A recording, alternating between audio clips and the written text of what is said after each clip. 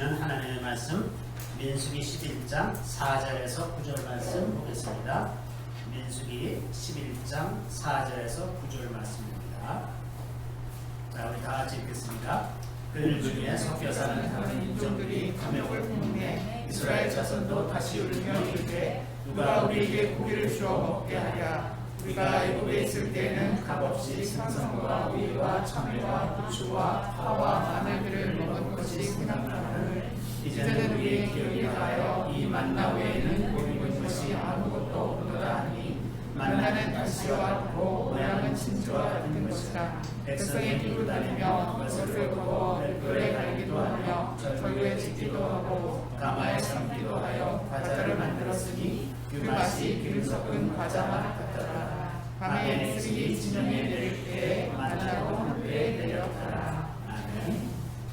저는 오늘 이 말씀으로 교회의 순수성과 포용성이라는 제목으로 잠시 말씀을 나누고자 합니다. 우리가 이제 모세오경을 쭉 이제 보고 있는데 이 모세오경을 혼인언약으로 볼 때 이 민수기는 신랑 신부가 어떻게 만나서 교제하게 되었는가에 해당하는 부분입니다.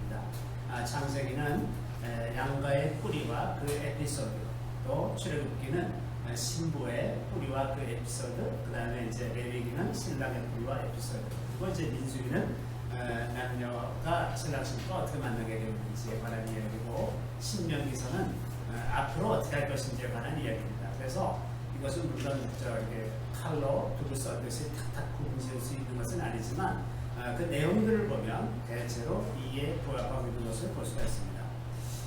그래서 이제 민수기는 본질적으로 이 하나님과 신랑 되신 하나님과 신부되는 이스라엘 백성들이 이제 어떻게 관계를 맺게 되었는가 하는 이야기인데, 굉장히 놀라운 사실은 이 민수기 안에 그 하나님을 반역하고 거스른 이야기가 7번 기록되어 있습니다.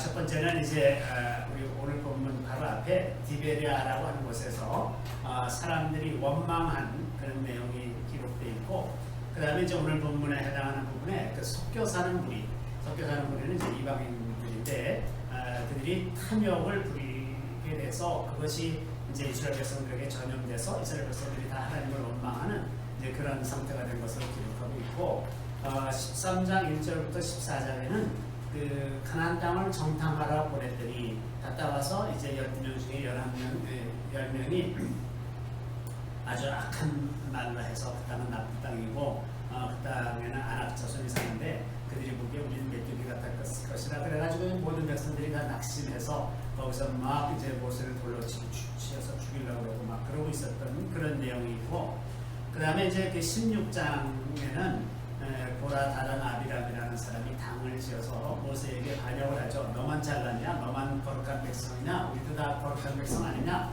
그러면서 이제 그 반역을 일으킨 내용이 있고, 그 다음에 이제 그 20장에는 가데스에서 그 물로 인해서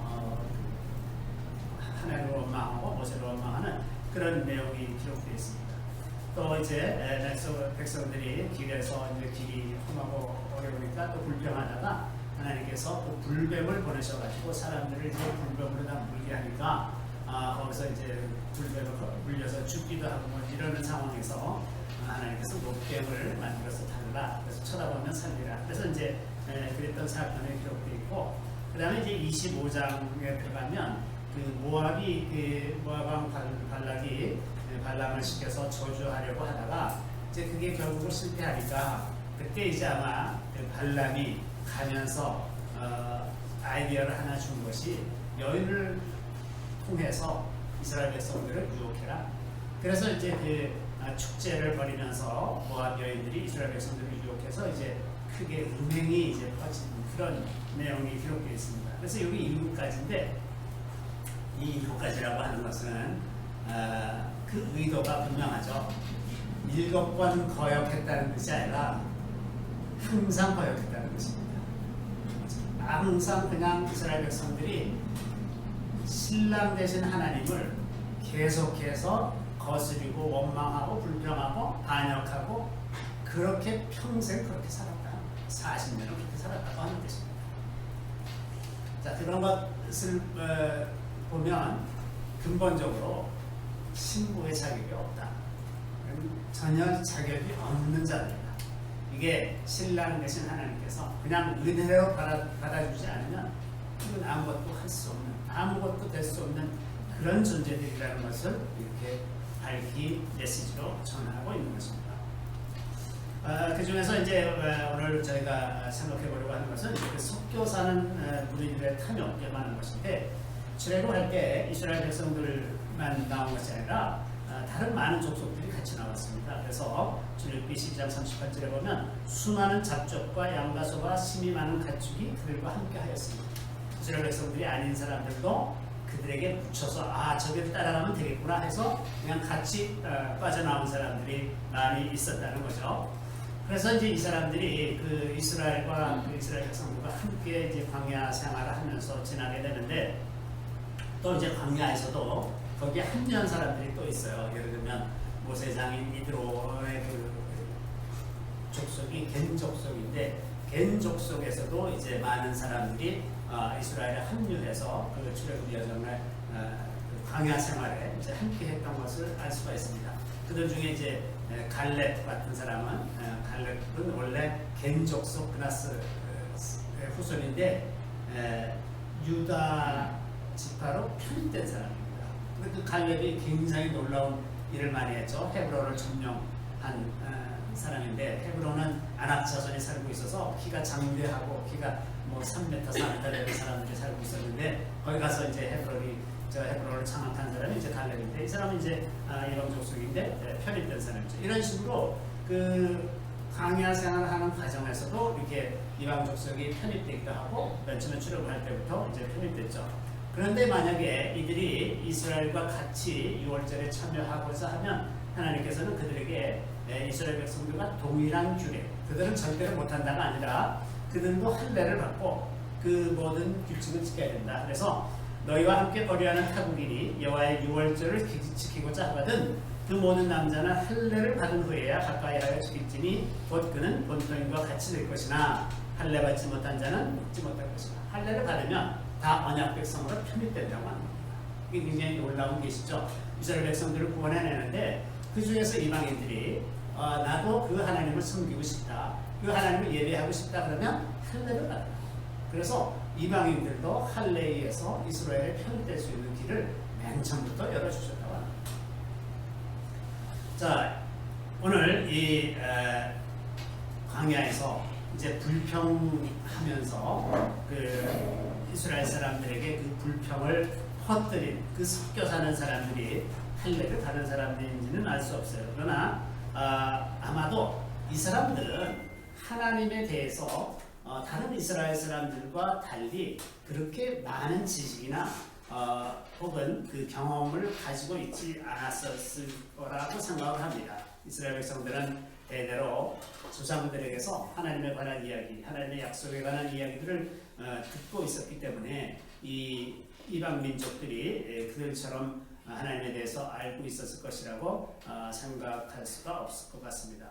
어쨌든 이들이 그 탐욕을 부리기 시작했는데, 이 만나 가지고는 이건 도대체 심심해서 맨날 똑같은 것만 먹고 이거 도대체 지겨워서 못하겠다, 이제 이러면서 불평하기 시작했는데, 누가 우리에게 고기를 주어 먹게 하랴 그러면서 이제 고기 먹고 싶다고 이제 불평을 하기 시작했어요. 그래가지고 이제 이스라엘 사람들이 그 장막문에서 이제 울기 시작했습니다. 그러니까 이제 울음소리가 이제 다 그 퍼져가지고 우리 자기 신세가 참 한심하다. 애구했을 때는 생선도 먹고 그 모든 부추니 마늘이니 모든 그 작물들을, 다양한 작물들을 많이 먹고 건강하게 잘 지냈는데, 여기 이제 괜히 하나님이 인도하신다고 모세를 따라 나왔다가 이제 완전히 여기서 정말 답답하게 이 만나만 먹고 있구나 하고 이제 불평을 하는 거죠.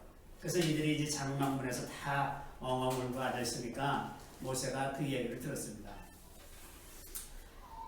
그러니까 이제 모세가 참 기가 막히죠. 아니 이게 내가 뭐 하고 싶어서 하는 일도 아닌데다가 하나님께서 보내셔서 했는데 하나님이 도와주시지는 않을 망정 이렇게 백성들이 계속해서 반역하고 계속 불평하고 이제 그렇게 되니까 얼마나 마음이 성심했겠습니까? 또 하나님도 이 일에 대해서 굉장히 진노가 크다라고 10절에 기록하고 있죠. 그래서 이제 모세가 그 11절 이하에 보면 이제 이렇게 안타깝게 기도를 합니다. 모세가 여호와께 여짜되 어찌하여 주께서 종을 괴롭게 하시나이까? 어찌하여 내게 주의 목전에서 은혜를 입게 하게 하시고 이 모든 백성을 내게 맡기사 내가 그 짐을 지게 하시나이까? 이 모든 백성을 내가 배웠나이까? 주님, 그 사람들을 내가 낳았습니까? 내가 그들을 낳았나이까? 어찌 주께서 내게 양육하는 아버지가 젖먹는 아이를 품듯 그들을 품에 품고 주께서 그들의 열조에게 맹세하신 땅으로 가라 하시나이까? 내가 낳은 사람들도 아닌데 내 말 듣지도 않고 그런 사람들을 다 이 많은 사람들을 나한테 맡겨놓고 가나안 땅으로 가라 그러시면 어떡합니까? 이 모든 백성에게 줄 고기를 내가 어디서 얻으리이까? 그들이 나를 향하여 울며 이르되 우리에게 고기를 줘 먹게 하라 하온즉 책임이 심히 중하여 나 혼자는 이 모든 백성을 감당할 수 없나이다. 주께서 내게 이같이 행하실진데 구하옵나니 내게 은혜를 베푸사 즉시 나를 죽여 내가 고난 다음을 내가 보지 않게 하옵소서. 얼마나 힘들었는지 차라리 정말 저를 죽여주셨으면 좋겠다. 그게 내게 베푸는 하나님의 은혜일 것입니다. 라고 이제 간절히 안타까운 마음으로 호소를 하죠. 모세가 기도하는 내용을 쭉 보면 이 모든 사람들을 자기 혼자 지는 짐이 너무 크다는 겁니다. 도저히 감당할 수가 없겠다. 그리고 이 고기를 도대체 저 많은 사람들, 이 장정들만 60만 명인데 저 많은 사람들에게 먹일 고기를 도대체 어디서 얻겠습니까? 주님은 지금 내가 이렇게 군동에 처했는데 아무런 은혜도 베풀지 않고 계시지 않습니까? 그러니 차라리 나를 죽여주십시오. 이렇게 기도하는 거죠. 그랬더니 이제 하나님께서 그 이하에 보면 지도자가 될 만한 사람, 내가 아는 70명을 세워라. 그리고 내가 그들에게 성령을 부어주십니다. 그래서 이제 70명을 이렇게 세웠더니 진짜 그들에게 성령이 임해서 그들이 예언도 하고 이렇게 하게 됐어요. 그러면서 너 혼자 그 짐을 감당하게 되지 않을 거다. 그러니까 이제 모세가 간절하게 구한 가장 핵심적인 것, 나 혼자 이 짐을 지기에 너무 중하다. 그랬더니 이제 70명을 붙여주신 거죠. 그 다음에 두 번째는 이제 그 고기 문제를 어떻게 할 거냐. 하나님께서 그 18절부터 20절에 보면 여기 있어요. 여기 18절에 보면 또 백성에게 이르기를 너희의 몸을 거룩히 하여 내일 고기 먹기를 기다리라. 너희가 울며 이르기를 누가 우리에게 고기를 주어 먹게 하랴. 애굽에 있을 때 우리가 좋았다 하는 말이 여호와께 들렸으므로 여호와께서 너희에게 고기를 주어 먹게 하실 것이다. 자, 고기 한 마리도 눈에 보이지도 않는데 내일 고기 먹을 준비해라. 그래서 거룩하게, 뭐냐면 거룩한 음식으로 하나님께서 주실 것이니까 거룩하게 준비해라. 그러면서 너희가 그 냄새를 싫어하기까지 20절에 보면 냄새도 싫어하기까지 한 달 동안 먹게 하시니 이는 너희가 너희 중에 계시는 여호와를 멸시하고 우리가 멸시하고는 영어로 reject하거나 despise, 완전히 경멸하는 것을 말합니다. 근데 하나님이 그때 뭐라고 표현하시냐면 너희 가운데 있는 하나님이 옆에 계세요. 하나님의 눈을 볼 때는 이스라엘 백성들에게는 그것이 안 보일지 모르지만 하나님이 그 곁에 계시는데 그 곁에 계시는 하나님을 두고 너희가 그렇게 불평하고 울고 불고 난리치느냐 말이지. 그게 마치 우리가 손님을 모셔놓고 손님에 대한 비난을 하고 있는 거나 마찬가지죠. 얼마나 모욕적으로 들리셨겠습니까? 하나님께서 아주 큰 모욕으로 들으셨을 거예요. 하늘나라에 계신 것이 아니라 멀리 계신 것이 아니라 바로 그들 중에 계시는데 바로 그 앞에서 바로 그 하나님 면전에서 불평하고 원망하니까 그렇게 된 거죠. 그랬더니 이제 모세가 아니 도대체 이 양을 다 잡고 소를 다 잡아도 못할 텐데 어떻게 하시겠다는 말이니까 이제 모세도 의심을 했어요. 그랬더니 하나님이 그 23절에 보면 여호와께서 모세에게 이르시되 여호와의 손이 짧으냐 내가 이제 내 말이 내게 응하는 여부를 보리라. 내가 손이 짧으냐 못할 게 무엇이 있냐. 그러더니 그 밑에 31, 32절에 보면 바람이 여호와에게서 나와 바다에서부터 메추라기를 몰아 진영길 이쪽 저쪽 곧 진영 사방으로 각기 하룻길 되는 지면 위에 2규빗쯤 내리게 한지라. 2규빗이면 거의 1m 가까이 되는 거야. 1m, 90cm 정도 되는 겁니다. 그 메추라기가 이렇게 쌓였어요. 상상을 좀 해요.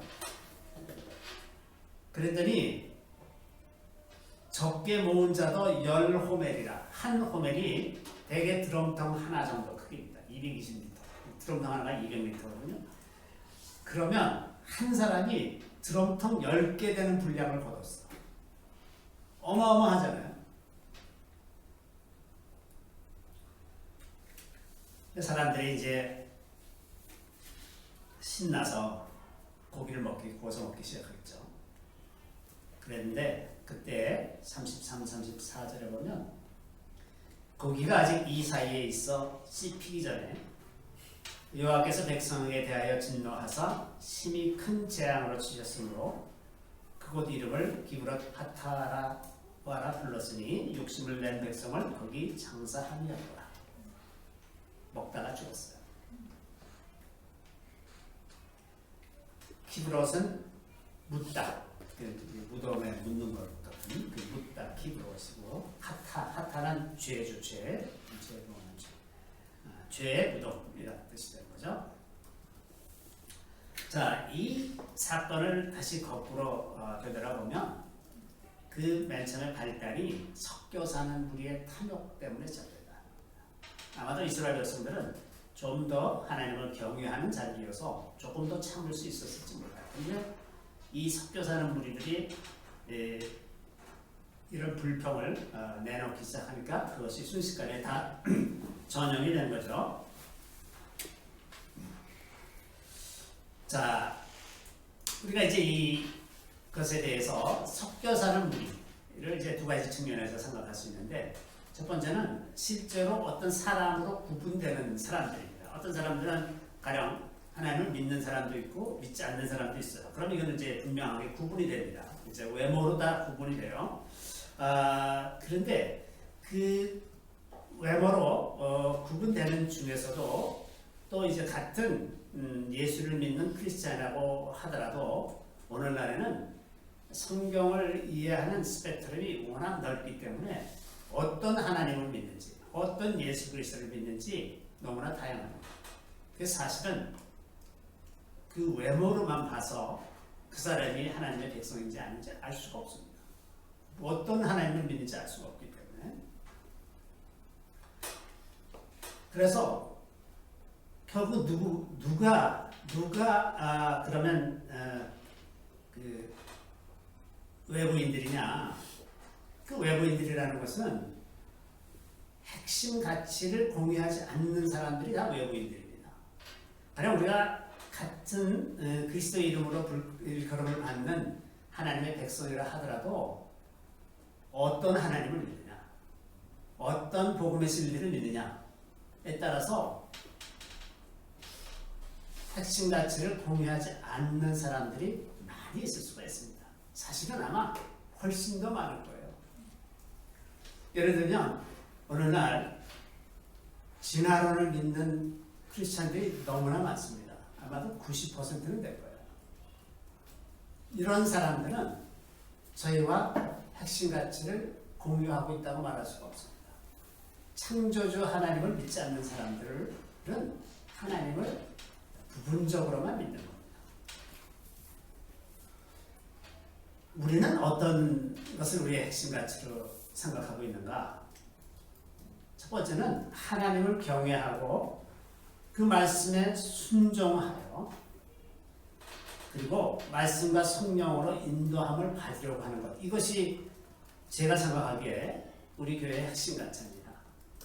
하나님을 경외하고 순종하는 것입니다. 그리고 그 순종하는 삶에 있어서 말씀과 성령으로 인도함을 받는 것입니다. 두 번째는 하나님의 말씀을 있는 그대로 받아들이고 믿는 겁니다. 그래서 물질 세계와 영적인 세계가 모두 하나님의 통치 아래에 있음을 고백하고 성령께서 물질 세계에 관계된 모든 일에 간섭하시고 그리고 한 가지 더 중요한 것은 오늘날의 이스라엘이 성경의 이스라엘을 연속해서 나타내고 있는 것이라고 믿는 것입니다. 우리가 믿는 성경책에 있는 이스라엘이 오늘날 국가 이스라엘로 이어져 있는 역사적인 연속성을 갖고 있다고 믿는 것입니다. 자, 예수를 믿는다고 해서 다 동일한 가치를 갖고 있지 않습니다. 그러므로 믿지 않는 사람도 섞여 사는 무리가 될 수 있지만 믿는다고 하는 사람들도 우리에게 섞여 사는 무리가 될 수가 있습니다. 두 번째 부류는 우리 자신입니다. 우리 안에 우리가 온전히 성령 충만하지 못할 때 우리의 죄를 틈타서 악한 영들이 우리를 통해서 교회를 무너뜨리는 일을 하기 시작합니다. 여러분 한 사람 한 사람이나 혹은 저나 언제든지 죄에서 벗어나지 못하고 있으면 이런 도구가 될 수가 있습니다.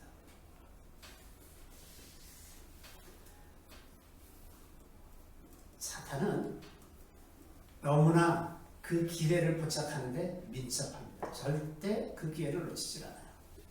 우리는 그 기회를 내주는데 너무 둔감합니다. 우리가 무슨 일을 하고 있는지 모르면서 그냥 죄에 빠져서 그 죄를 심지어 즐기기까지 합니다. 그래서 이렇게 될 경우 우리 모두에게는 교회를 무너뜨리는 섞여 사는 무리가 될 가능성이 얼마든지 있는 거예요. 사탄이 교회를 무너뜨리기 위해서 오늘날 이스라엘 백성들을 무너뜨린 것 같이 원망과 불평을 하게 만듭니다. 때로는 우리에게 의심을 주고 두려움을 주기도 합니다. 때로는 어떤 비교의식을 발동시킵니다. 사람들은 눈에 보이는 다른 사람과 비교하기를 참 좋아하죠. 그래서 외부 사람들과도 비교하지만 교회 안의 사람들과 또 비교하기도 하는 거예요. 어떤 사람은 어떻게 은혜를 받았대, 어떤 사람은 저런 은사를 받았는데 왜 나는 없을까? 이런 거에서부터 시작해서 예수님께도 제자들이 많은 제자들이 있었는데 예수님이 특별히 마음에 두고 있는 제자가 있었어요. 특별한 사건일 때는 베드로와 야고보와 요한 이 세 사람만 데리고 가고 하셨고 또 그 마지막 만찬 저녁 식사에 예수님 가장 곁에서 예수님과 예수님에게 기대서 밥을 먹던 사람 요한이죠. 그 당시에는 제가 이제 그 타지키스탄에 가서 그 어떤 가정에 한번 초청을 받아가지고 이제 가서 식사를 하는데 거기는 정말 그 예수님 당시 시대처럼 이렇게 빙 둘러 앉아가지고 이렇게 서로 옆으로 기대가지고 식사하는 그런 자세로 이렇게 하는 거더라고요. 근데 옆으로 누워보니까 너무 먹기가 불편해서 도저히 못 먹게 돼서 똑바로 앉아서 먹었는데 예수님이 제가 이렇게 짐작하건데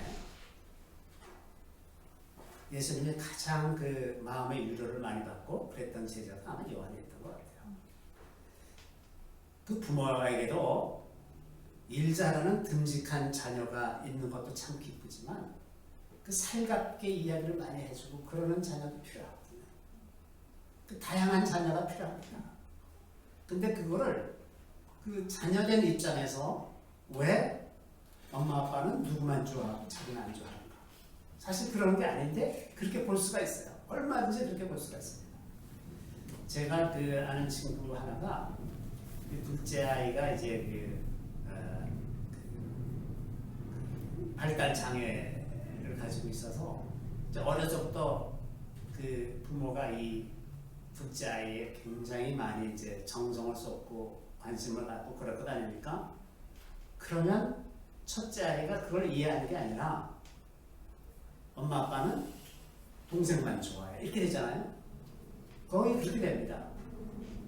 그게 아닌데 이제 그렇게 되는 거죠. 사람이 이제 살아가는 과정에는 이렇게 그 많은 스펙트럼이 있어서 다양한 필요가 있는데, 그렇다고 해서 예수님이 요한을 지도자로 세우지 않았어요. 베드로가 교회 지도자가 됩니다. 지도자가 될 사람은 지도자가 되는 것이고, 예수님을 위로하는 사람은 예수님을 위로하는 사람이 되는 거예요. 그런데 이것을 동일한 잣대로 비교하면 얼마든지 지도자에 대해서 불평할 수가 있습니다. 그러니까 이런 식으로도 그 비교해서 이제 불평하기도 하고, 또 이제 교회 안에 제일 그 나쁜 것 중에 하나가 험담하고 그 말을 옮기고 다니는 겁니다. 교회 안에서 누가 이랬어, 누가 이랬어, 이런 것들을 이제 서로 막 옮기고 다니고 그러면 그 말이 돌고 돌아 이제 본인한테 들어가잖아요. 그럼 그때부터 그 사람은 이제 얘기하고 싶지 않죠. 그러니까 마지못해 교회를 다녀도 마음을 열지 못합니다.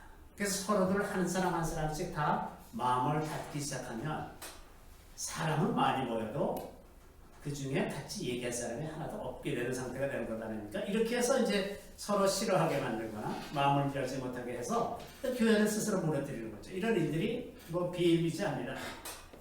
또 뭐 이제 그 가장 사탄이 교회를 무너뜨리는 가장 좋은 방법은 지도자에 대한 불신을 주장하는 거잖아요. 이게 신천지 이런 사람들이 교회 침투해서 하는 첫 번째 일이 지도자를 무너뜨리고 공격하는 겁니다. 그래서 어떤 애들은 그 사소한 약점을 이제 과대 포장해서 큰 문제인 것처럼 얘기한다거나, 혹은 없는 이야기를 또 만들어내요. 근데 교회라는 데는 참 신기해서 그 없는 이야기를 막 만들어서 막 퍼뜨리고 다니는 동안에 그걸 쉬쉬하면서 아무도 와서 얘기해 주는 사람이 없는 거예요. 그럼 나중에 알고 보니까 이 교인들이 전부 다 알고 있는데 정작 목사는 자기는 몰라 무슨 얘기인지. 그 전혀 없던 이야기를 하니까 이제 이렇게 해서 그 교회를 무너뜨리는 거죠. 또 이제 이런 것도 있습니다. 그 믿는 사람들의 그 신앙의 그 틀, 기본적인 틀을 공격하는 것. 이렇게 하면 개인도 이제 같이 무너지죠. 뭐 요즘 같이 이 코로나로 그 온라인으로 이렇게 예배드리고 그런 경우도 있지만, 어쩔 수 없이 그렇게 되는 경우도 있지만, 평시에도 꼭 교회를 가야 되냐, 하나님 뭐 여기서 예배드리면 안 되냐, 꼭 모여야 되느냐, 이제 이렇게 얘기하는 것에서부터 뭐 11조를 꼭 드려야 되느냐, 뭐 안 해도 되는 거 아니냐, 뭐 이렇게 해서 또 매일 성경 읽어야 돼, 뭐 좀 바쁘면 안 할 수도 있잖아, 이러면서 이제 조금씩 우리의 삶에서 그 틀을 조금씩 무너뜨리도록 이끌어가면, 이것이 좀 지나서 그거에 익숙해지고 그러면 순식간에 무너집니다. 제가 보니까 사람이 한 3번쯤 주일날 교회를 안 가면 그 다음에는 잊어버려요. 그리고 그 다음에 별로 가고 싶은 생각이 없습니다.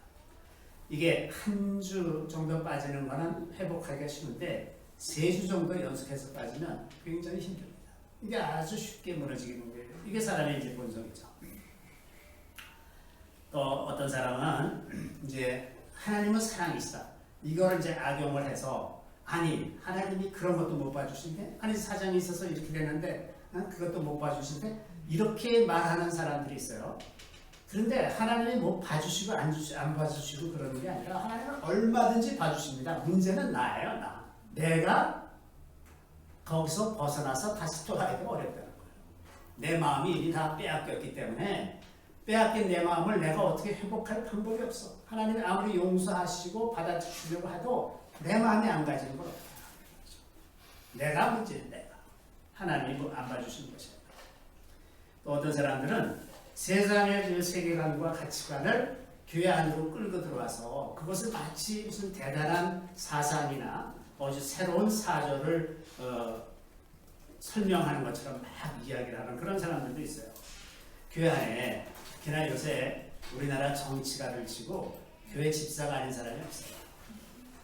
다 집사고 조금 열심히 있으면 다 참은 거예요. 세상에서 명예가 있다고 해서 다 쉽게 그냥 집사라는 이름을 붙여놓으니까 어떤 사람은 최근에 뭐 총리가 돼가지고 교회를 완전히 박살내는 일에 앞장섰잖아요. 그게 영국의 집사입니다. 그래도 집사라는 사람이에요. 그러니까 교회가 너무 쉽게 그런 사람들을 받아들여서 스스로 무너뜨리는 그런 역할을 다 하게 만드는 거예요. 오늘날 이 진화론을 믿어야 세련된 크리스찬인 것처럼 얘기하는 목사들이나 혹은 페미니즘을 받아들이는 사람들. 그래서 제가 동성애 축제하는 거를 신촌에서 할 때도 쫓아가보고 서울시청 앞에서 할 때도 쫓아가보고 그러는데 거기에 버젓이 신학교 이름으로 코너를 하나 차리고 와서 거기서 동성애자들을 축복하고 이런 이상한 일을 하는 사람들이 있어요. 그런 사람들이 교회 안으로 그 잘못된 사상을 계속 끌고 들어오는 겁니다. 이런 아주 혼란을 이끌어내는 방식이 얼마나 많은지 몰라요. 이게 마치 한 사람이 책상 위에 올라가 있고 한 사람이 밑에서 서로 손을 잡고 잡아당기는데 누가 유리합니까? 100번 아랫사람이 유리하죠. 끌어내리는 게 쉽지 끌어올리는 건 너무나 힘든 거예요. 교회를 무너뜨리는 것은 너무나 쉽고 믿음을 다시 세우는 것은 너무나 어렵습니다.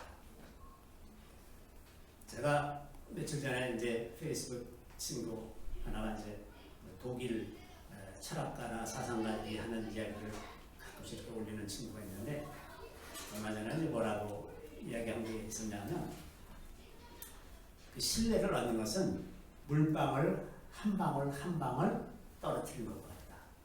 근데 그것을 잃는 것은 한 바가지다 느낌입니다. 믿음을 쌓아가는 것도 물방울 한 방울을 한 방울 쌓아가듯이 천천히 이루어지지만 잃는 거는 순식간에 다 잃어버리는 겁니다.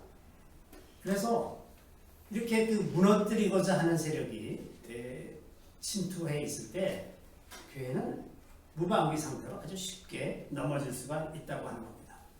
이렇게 부정적인 방법으로 교회를 무너뜨리는 방법도 있지만 아주 긍정적으로 보이는 방법으로 무너뜨리는 방법도 있어요. 뭐냐면 과도한 열정을 가지고 일어나는 겁니다.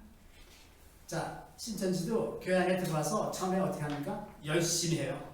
모든 예배 다 참석하고 다 열심히 하고 봉사도 많이 하고 그러니까 저 사람 참 믿음의 사람이야. 훌륭한 사람이야. 그 다음에 이 사람이 발언권을 얻기 시작하고 사람들에게 영향을 미치기 시작하고 또 이 사람들이 이제 자기의 열심을 기준으로 해서 사람들을 판단하고 비판하기 시작합니다.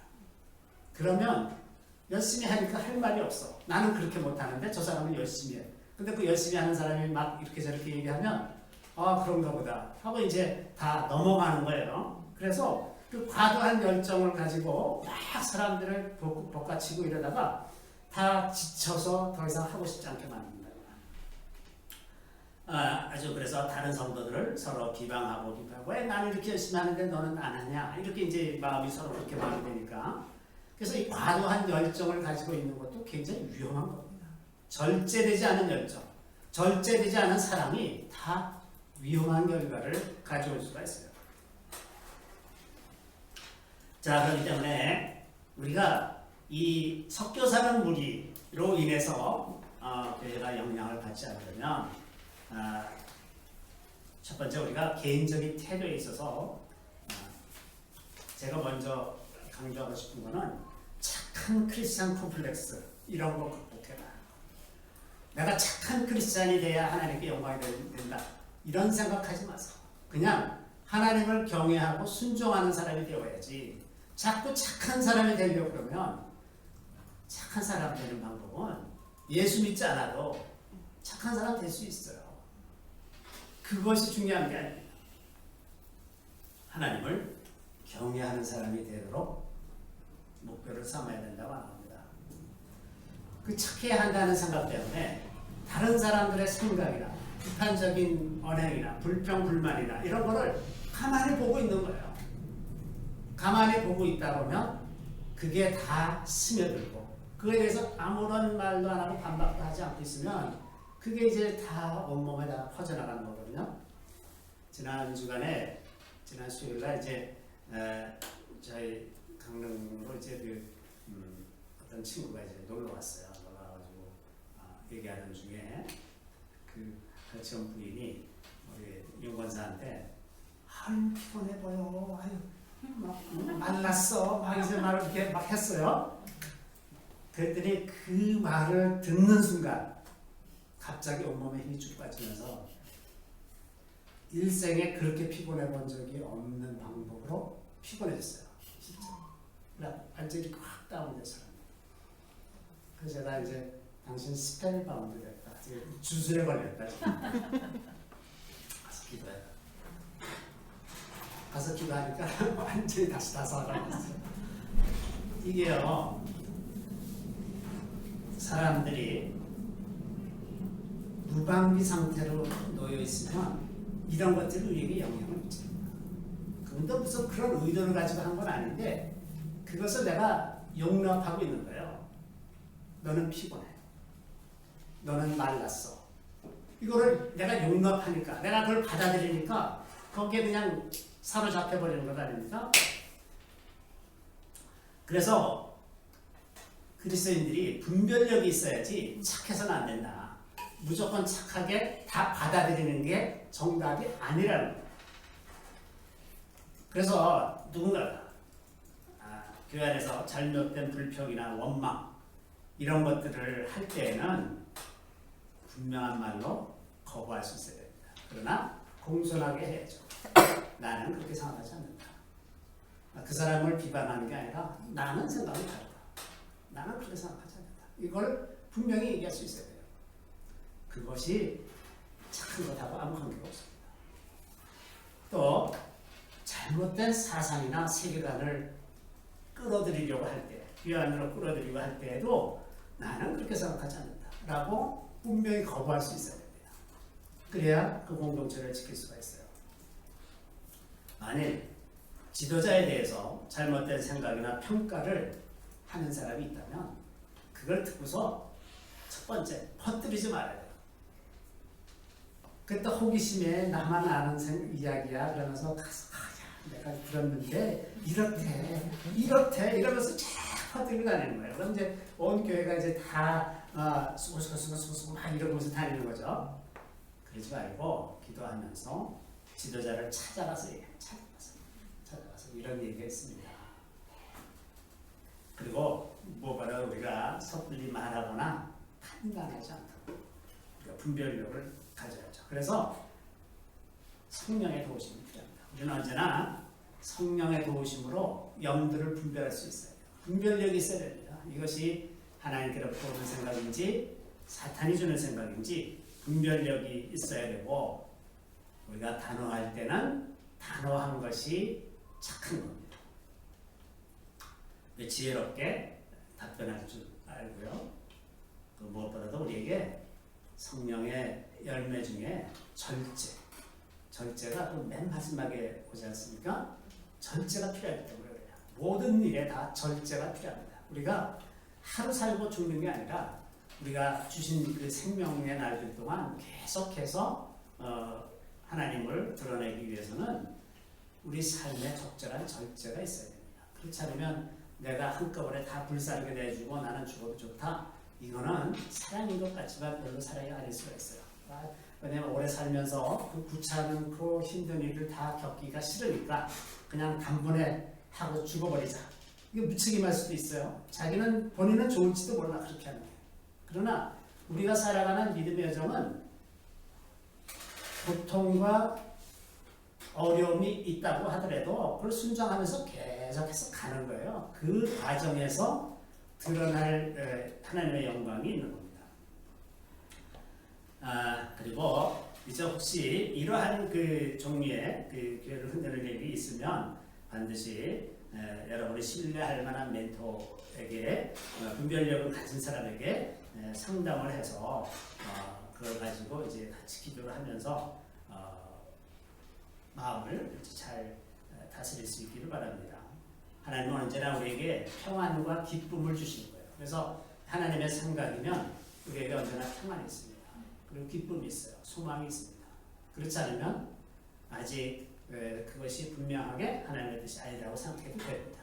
그래서 평안과 기쁨이 있는가 이것으로 그 사인을 삼아서 생각하고 행동하면 좋을 것 같습니다.